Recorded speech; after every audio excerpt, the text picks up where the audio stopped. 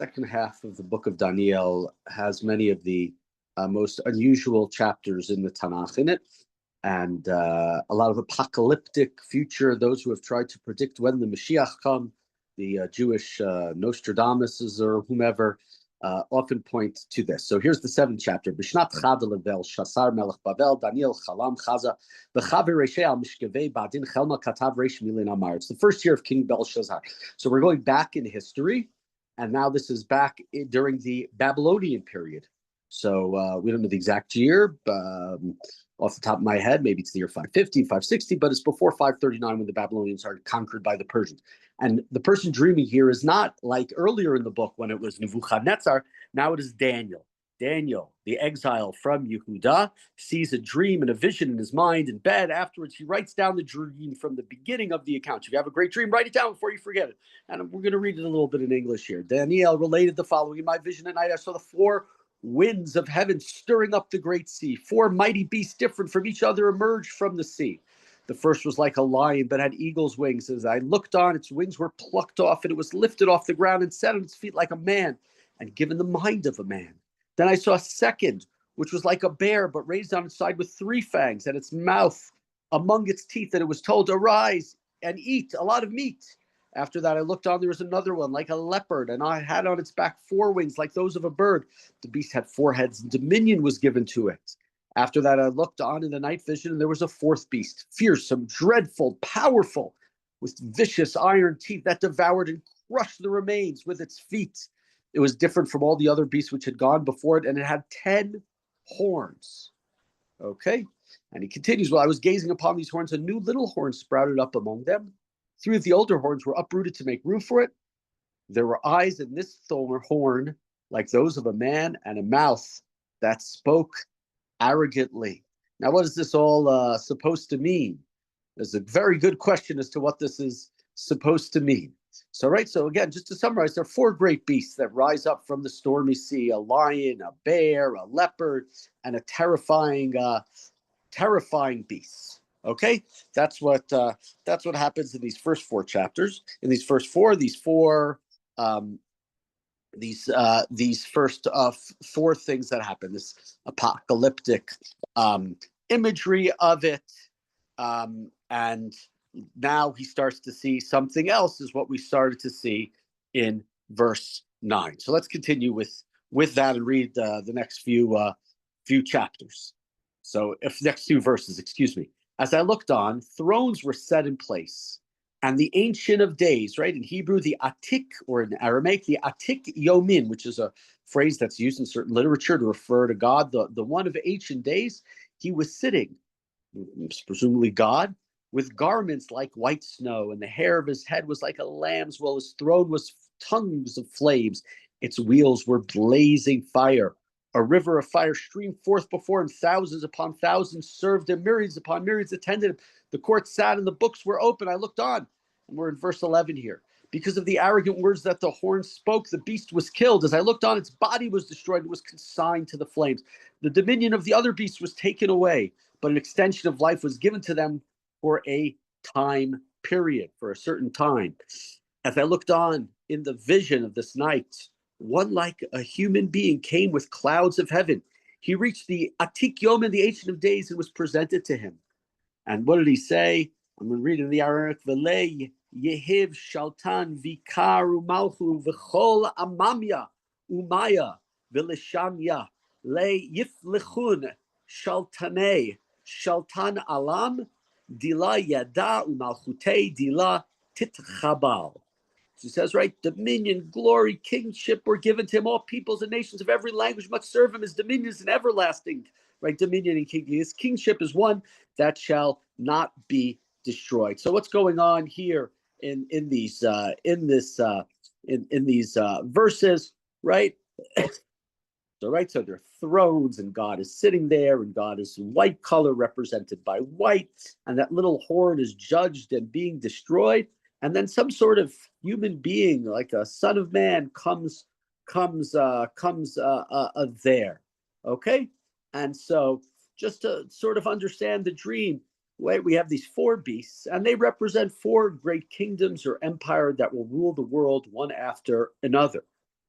right? Then after the beasts, right? You have the horns and the small horn, and then Daniel sees all of a sudden it's like he sees God's courtroom, right? He sees he sees God, the Ancient of Days, sitting there in judgment, and the evil beasts are destroyed. And right, this figure comes to Daniel like a son of a man, and is given power and kingdom. And one way of sort of understanding, let's read to the end of the chapter after this, there will be several kingdoms, powerful kingdoms. Some will be very cruel, but eventually God will step in. A special sort of heavenly person will be given eternal rule and eternal dominion. Okay, and that's what we've gotten up to so far in trying to understand this chapter. Let's continue. As for me, Daniel, my spirit was disturbed within me, and the vision of my mind alarmed me. I didn't understand what this was. And continuing in the English, I approached one of the attendants. I mean, one of the people was there in God's course, and I asked him the true meaning of all this. And he gave me the interpretation. He said, these great beasts, 4 in number, like we said, are the 4 kingdoms that will arise out of earth. And then God, the Holy One, He, the Most High, will receive the kingdom and will possess the kingdom forever and ever. Va'ad alam olmaya. In the end of Pasuk Yud Chet, like we know those words from Kaddish and other places. And I wanted to know the true meaning of the 4 beasts. What was different from them? They're very fearsome. Some have teeth of iron, claws of bronze, right? They have different animal characteristics. And I want to understand these 10 horns on its head and the new one that sprouted to make room, from which 3 fell, and it had eyes and a mouth. And I just wanted to understand what they are. And I looked on at the horn, made war with the holy ones, and overcame them. Until the Atik Yomin, the Ancient One, comes into judgment and favors the ones who are most high. For the time had come, and the Holy One took possession of the kingdom. And this is what he said. So in verse 23, he said, the 4th beast means there will be a 4th kingdom upon the earth, which will be different from all the kingdoms. It will devour the whole earth, shred it down, and crush it. And the 10 horns mean that the king from that kingdom, 10 kings will arise, and after them another will arise. He will be different from the former, and will bring low 3 other kings. He will speak words against the Most High, right, against God, and will harass the holy ones of the Most High, meaning the Jewish people. Think of changing times and laws, and they will be delivered into his power for a time, times, and half a time. So for a certain amount of period, the Jews will be under his sway and control. Then the court will sit down, and his dominion will be taken away, right? God's court is sitting down in judgment, and they will take away his kingship to be destroyed and abolished for all time. The kingship and dominion and grandeur belonging to all the kingdoms under the heaven will be given to the people of the holy ones of the Most High, meaning the Jewish people. Their kingdom will be an everlasting kingdom, and all other dominions, all other kingdoms will serve and obey them. Here, and just going back into the Aramaic for the last, Adko Sofa Di Milta Ana Daniel Sagi Rayonayiv Ha Lu Nani Viziv Yishtanun Alai Milta Bilibi Nitrait. Here the account ends. Daniel was very alarmed by my thoughts, and my face darkened. Right, saying, I, Daniel, not somebody else isn't saying that. And I could not put the matter out of my mind. I didn't understand exactly what was happening to me, and why I was experiencing this, and what to take away from it. And Daniel is confused by it. Right, it's not, which is interesting. It's not just us who are confused by it, but Daniel is confused. Basic ideas in this chapter, just some ideas. God ultimately will rule over history. God is always in control. The earthly empires, and we said this so many times in the book of Yeshaya, right? Empires rise and empires fall. Don't trust the Egyptians. Don't trust the Assyrians. Don't trust. They're here today. They're gone tomorrow. Eventually, evil will be judged and destroyed. We talked about this not that long ago. In Kohelet, that part of the problem with the delay of justice is injustice reigns, and it makes justice, makes it look even more so like there's injustice. But what this chapter is trying to tell us is that eventually there will be judgment. Destruction will come to evil powers, And third idea, right? Some sort of, is this an idea of a Mashiach, one like a son of man, some sort of mysterious figure is brought before God and giving eternal kingship. Obviously, we understand the way that Christians understand this chapter. As a reference to a Mashiach.